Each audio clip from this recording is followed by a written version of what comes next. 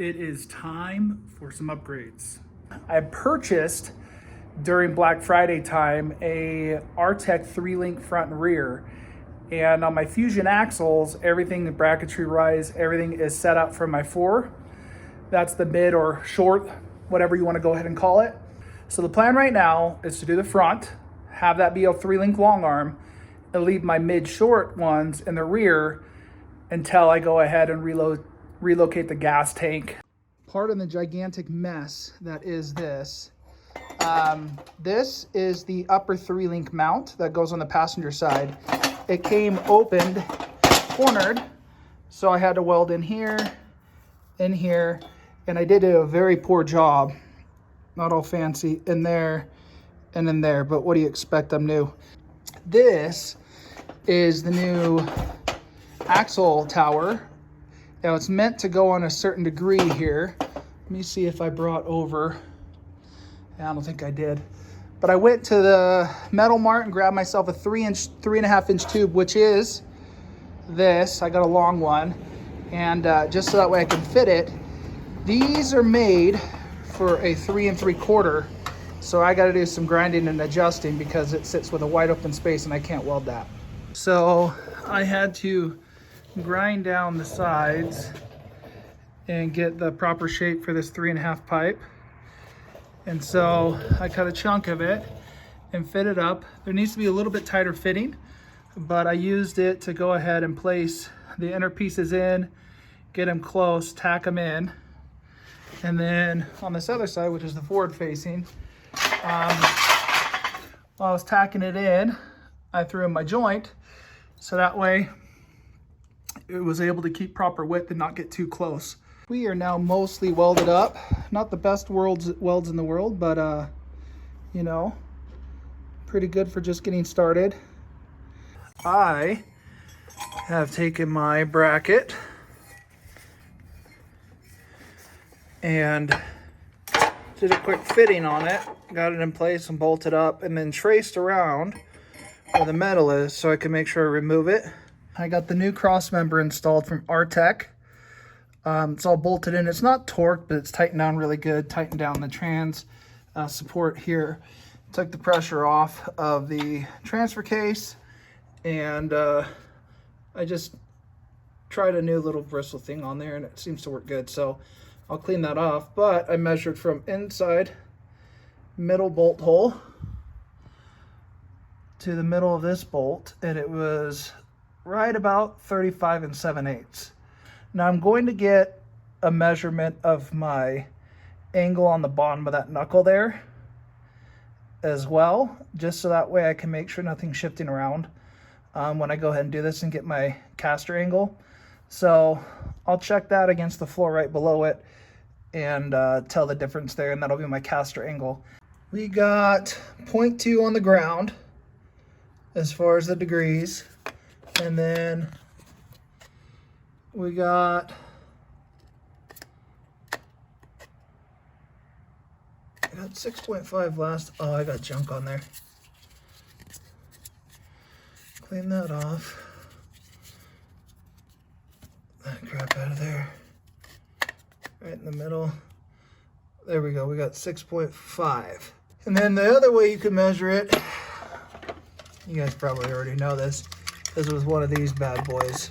Similar deal, just more of a analog. Time for the update. So this is finally welded in, and this was ridiculous. I still have to grind all this down, but I got it cut out of the way so that way I could get this welded in. And while this is drying with the tons of paint, I'm also having to paint in here because I had some rust on the inside from where the cross member was. Let me show you these welds just so that we can understand. I suck at welding. So this is an overhead that I had to do, and this was after I worked it out a couple times. So as you can see, I cut off another weld and ground it down and re-threw that in. This is super tight in here. I welded uphill here and there, and then I ran downhill in the middle, just because I don't know if it's the angle, the amount of gas flow that's going in this small confined space, or the fact that I can't even control where my hands go in here. So I got the outside here.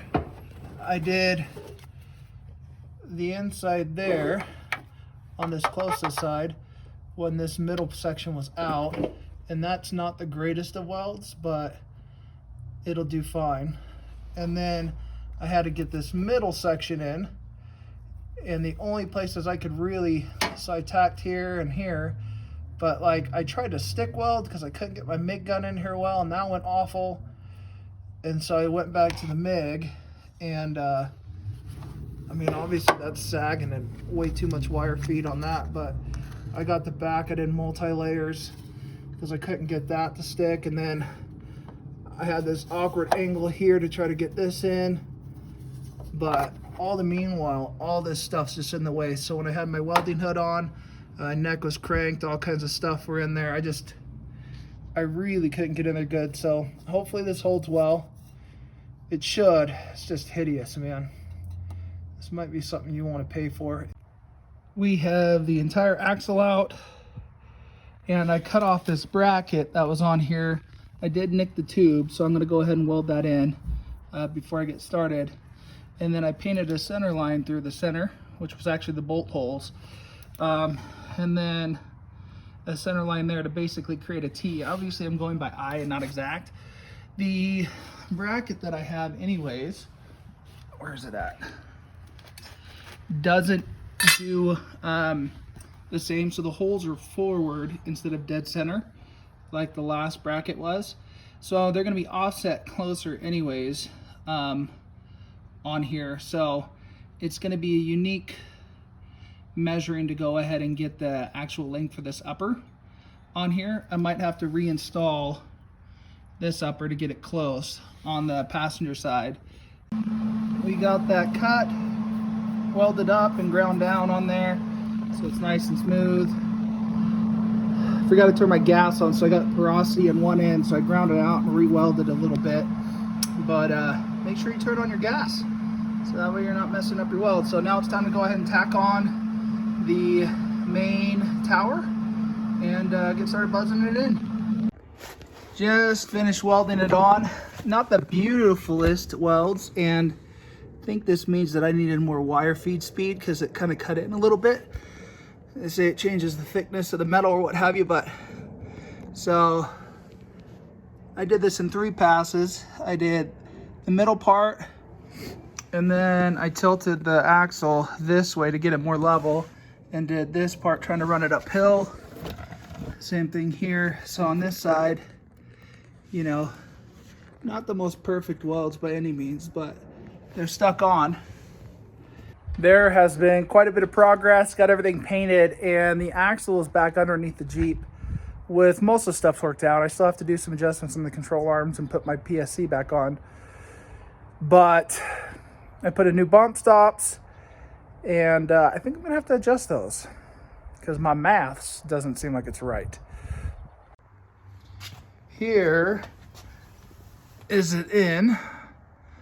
So we got pretty good. I'll climb up under there and show you, but you can tell by the shape of the shocks that I'm thinking I'm gonna measure it, but I bet you the bottom has to go out and then the top has to come in just to get my caster correct. And then my bump stop, like, they are already kissing. So yeah. Now I do have some travel on that, but I'm pretty sure I need more than 4 inches of travel to cover this ground here. So we got to do some measuring. I'll probably have to take a puck out of there to get it right. But once I get the caster right, I'll go ahead and put it on some rocks.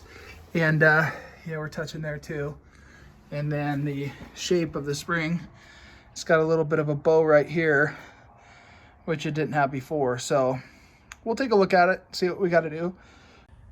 We are now underneath, and I was able to get this old upper arm on there, because I hadn't cut off this bracket, and I left above. So I just loosened up these jam nuts, because I hadn't red Loctited them yet, and then I was able to just rotate this arm and suck it in from here, just pull it in. And then once I was able to get that through bolt in, just put that on to hold it. I checked my caster, I'm at 6.6, so I'm really close to what I used to be, but I think I want to go ahead and lengthen these arms. I'll measure these out and see where they're at compared to where they were originally, but I might lengthen these out about a 1/2 inch to get me better coil there, and then to get myself to at least a 7, because a 7 would be ideal as far as the caster angle on this, and I don't think that that's going to impact my drive line here much, if anything, as far as where it's at, because it's pretty dang good right now as is. This is the end of the road for me as far as what I'm going to record, but I was able to adjust those lowers really easy when I put the through bolt through on the upper. So now the angle of this matches what it originally was, and I adjusted the lowers to get my caster at 7 degrees, maybe 7.1, as close as you can get with a digital. And then my coil's got a little bit of a wonk. I got some spacers up top, so that's probably what's causing it. And then this is a little off-centered, but that's because this one was welded in at a little bit of an angle, this inner tube here. So if I feel like it, I'll probably shave that a little bit more level and that a little off to kind of cant that back in, because this isn't like completely tight, this bump slider in here. So I can bring that back, and we'll see how much I need to adjust it. Once I get everything torqued down and good, torqued down lug nuts and everything, we'll go ahead and see how much flex. But I've been rubbing this a ton, and then I've been rubbing a bit on the inside here, and these are just 39s. I'm wanting to go up to 40s, and I'm tempted by 42s, 43s. So one step at a time. Stoked. It worked out really well. We'll see how the welds hold up. I'll put the rest together, and thank you very much for anybody who's decided to watch this. Go ahead and subscribe or like or leave a comment. Happy to hear from everyone.